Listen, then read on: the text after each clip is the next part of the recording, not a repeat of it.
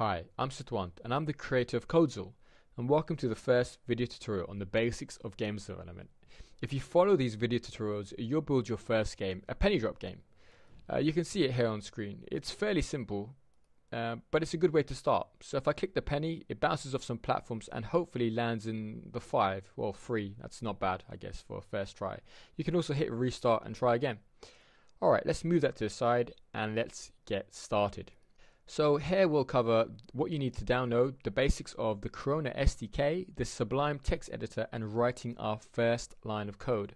Now please note, these video tutorials are designed to be short and sweet, so I may glaze over a lot of details, but if at any point you get a little stuck, just leave a comment and I'll try and get back to you. And if you notice someone stuck in the comment section and you think you can help them, please do. So first things first, let's make sure you've downloaded and installed both the Corona SDK and the Sublime text editor. You can get them here by just clicking on the step 1 and step 2 links on the main website. Once you've done that, open up Sublime and let's write up our first line of code.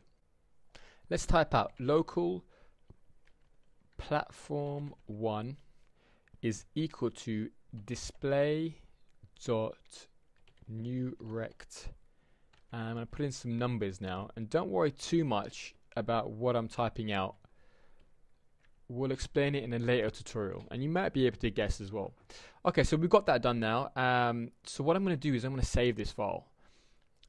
I'm going to save this in a folder called penny drop, and I'm going to create a new folder called tutorial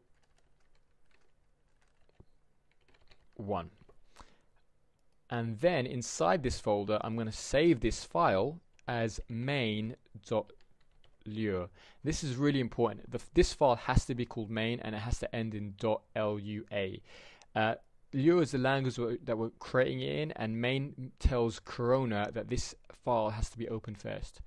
So let's save that, and you'll notice this is one of the cool features of Sublime. So Sublime is just a text editor, but it notices certain things that you're doing from a programming point of view.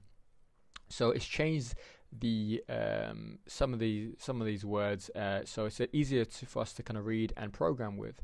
If this hasn't happened, don't worry, just hit view syntax and make sure Corona SDK Lua is selected, or Lua here, and that should be good to go. Okay, so we've done that. Now let's see what this looks like in Corona, and that will give us a really good indication of what this line of code actually does. And that's a really good way of testing out lines of code as well when you first start to learn to code. So let's hit file open once you've selected Corona, and then select our main.lua file, hit open,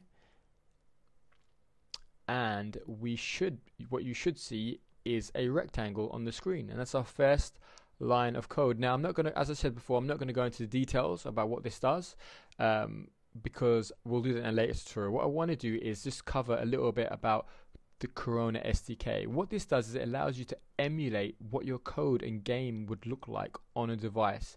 This is really helpful and it's incredibly fast. With a few clicks we can test our code on lots of different devices. So let's quickly try that. Hit Windows, View As, and you can change it. So iPad, and we have an iPad now. And let's try a Galaxy S3. There we go. So really cool, really easy to do. Let's go back to the iPhone.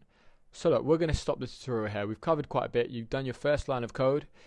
You've opened up Sublime, you've written some code, you've tested it on Corona. You can see how you can open different devices, and you've saved that file too. So let's stop here.